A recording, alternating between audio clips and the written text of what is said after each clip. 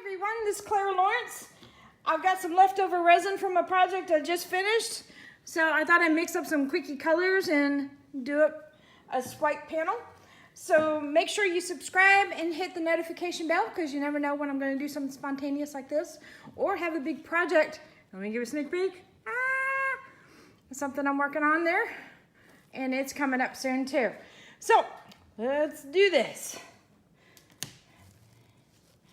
And as usual, I'm using Stone Coat resin, their art coat, which I love and adore, and gives me a really long working time. Hence, I'm able to squeeze in a couple extra bonus projects in there.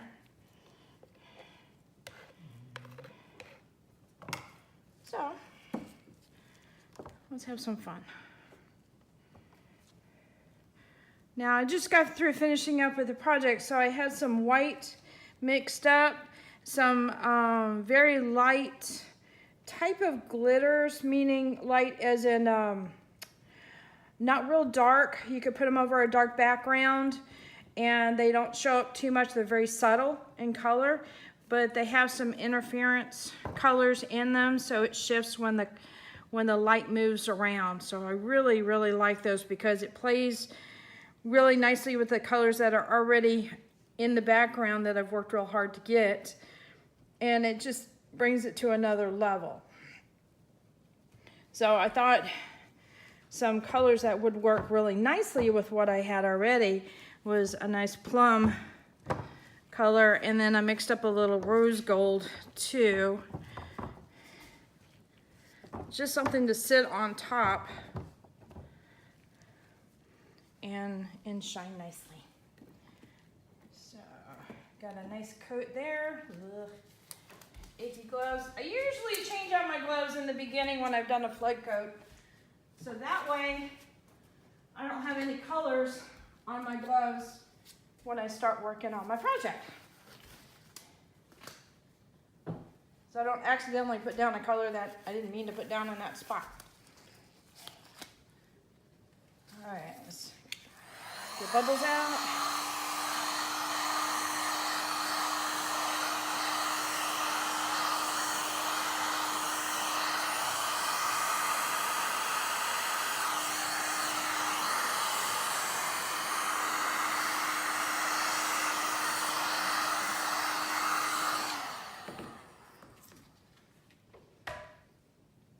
I also wanted to talk about this too. When I do a flood coat of resin, whether I'm starting a piece or finishing up a project, I usually will put a large amount, or if it's a really big canvas, obviously put some outer rings.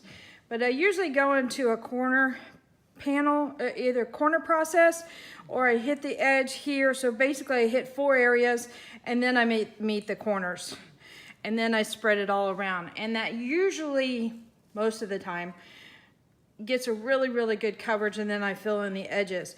And then the next thing I do when I think I've got it all covered up is when I hit the heat gun, I'll usually hit it at this kind of an edge angle here along the edges, just a little bit, because sometimes you'll get some dry spots where you like have run up but not quite up to the edge, and you'll get that little dry spot. Most of the time it knocks those guys out.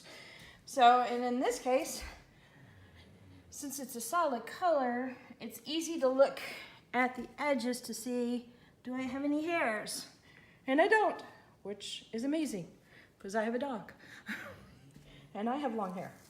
Okay, so what I've been doing lately, which I like a lot, is I will put down some type of glitter in the background,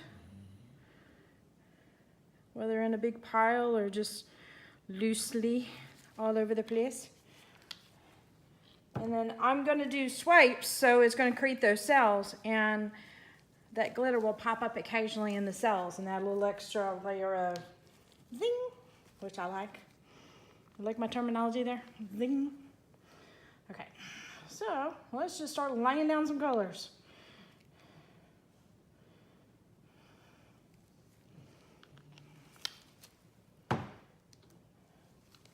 So I don't know about you, But one thing that gets me really excited about art and creating is working with colors. Colors really does it for me. I don't know, just seeing a new color and it's like, ooh, I could do this with this, or I could modify this color with that. Really trying to push the envelope a little bit. Now what I've got here is the Mayron powders, which is, I believe, a makeup. And a little goes a long way. So you notice I'm using little skinny lines. So I wanted to accent things. The other thing is too, is when it cures, it will be on the surface. So you'll actually see a little bit of a sheen that comes from the Mayron. All right, and this is my Stone Coat white base. And this will help me create myself. Let's see, do I have everything down there that I want? I believe so. I've got a little extra of each color in case I need to touch up.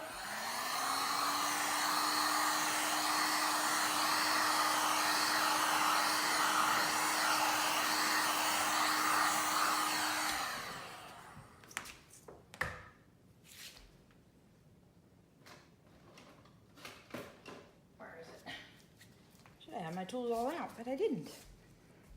I picked this guy up recently on Amazon. What would we do without Amazon? I got some powders on there. Anyway, it's just a spatula that's covered with silicone. Makes it super easy to clean up. Yeah, can you tell I work with glitter? There's glitter sheen all over this thing. So that way I can swipe away.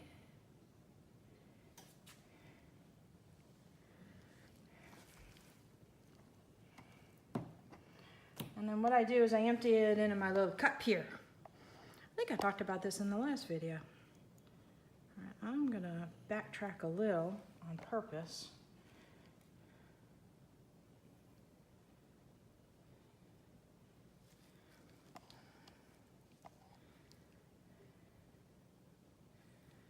I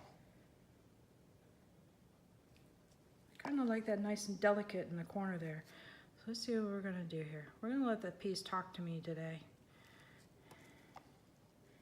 Since this wasn't planned, sometimes this eye, you gotta turn it. Okay, if you can't figure out how to get your hand around, just like a drawing tablet when you gotta do a curve and then you gotta do this other curve, it's awkward.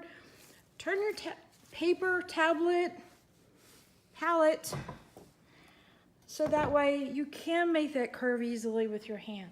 Because your hand's built to take angles, and if you're not comfortable with a certain angle, change the angle.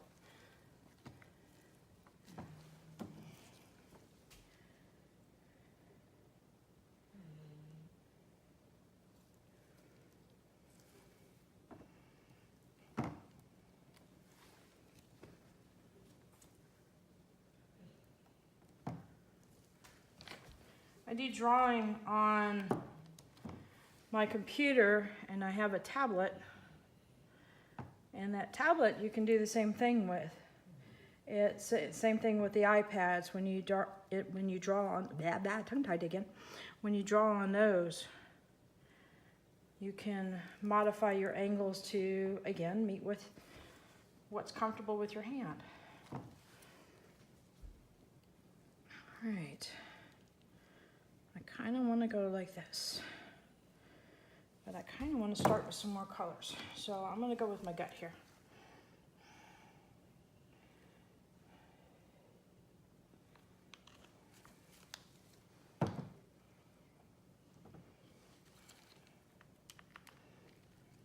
Add a little bit more bling there. Just because we don't have bling on the top, I don't know if it's going to sink, but we'll find out.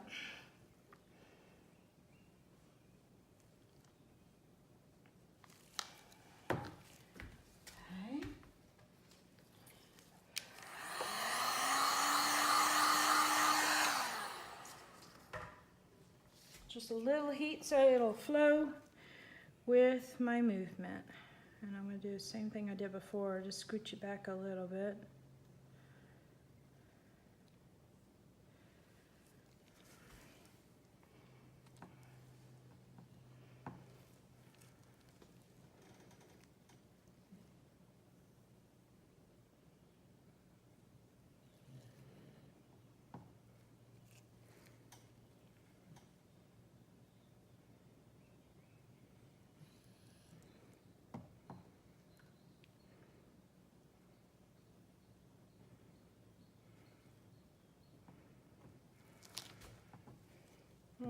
got some interesting things going on here.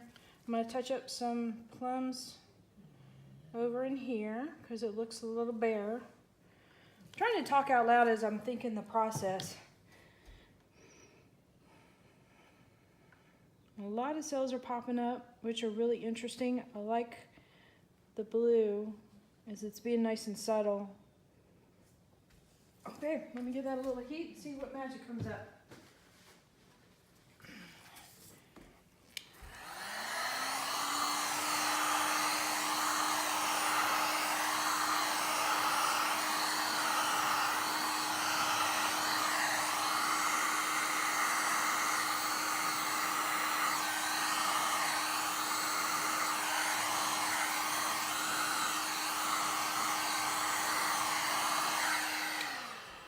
Trying to blend that in a little bit more. I don't know if I'm succeeding.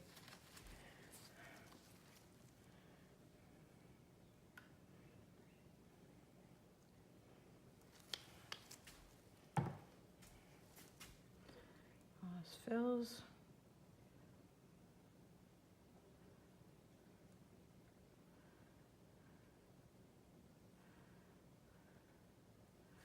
I didn't want it so perfect where it looked like I just poured it on top. Where this has a lot of nice movement, but that spot didn't.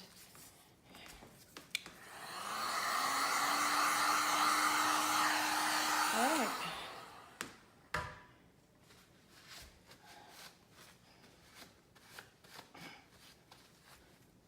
Let me get rid of the gloves and bring you in for a closer look. So I think I'm going to stay here. Ooh. Okay, here we go.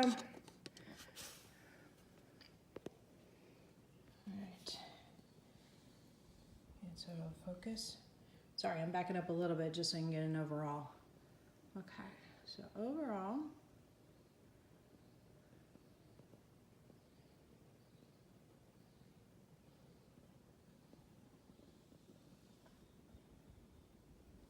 Look at what's going on there. It's like they're kind of cloudy, but yet there's a little bit. It's trying to focus. It doesn't know which area to focus on. There's a little bit of shimmer I'm picking up, a little bit more so. Try an angle, see if I can catch some light. There we go.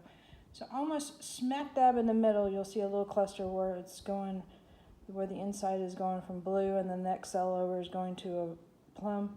You can see a little bit of shimmer there. Little pop-ups here and there.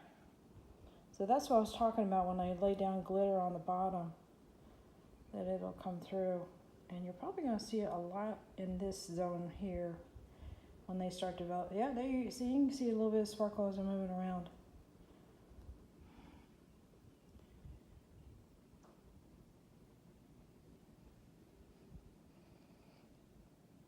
One thing that really excites me about resin is the surprising amount of depth you can get with just one layer.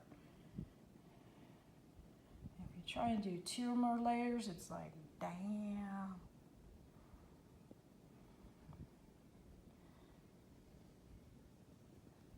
All right, guys. I think we're good. All right, hit that subscribe button, hit the bell, and if you liked it, hit the like button too. Thanks for joining. Bye.